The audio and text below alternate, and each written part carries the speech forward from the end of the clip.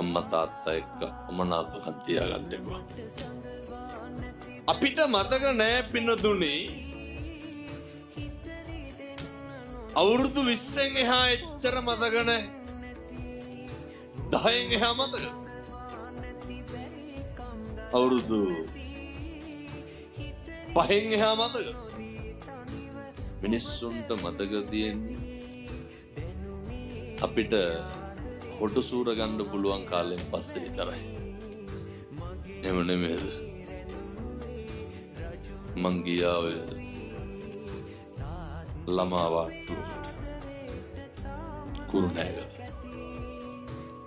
අම්මා පොඩි එකා එක්ක ළඟ ඉන්නවර තාත්තාවට පස්සේ අම්මා ගියා රෙදි කෑලි ටික හොදන්න.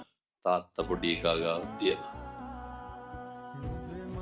මට එදා තමයි ඇත්තටම තාත්තගේ අගේ තේරුනේ. තාත්තලා කවුද කියලා තේරුනේ.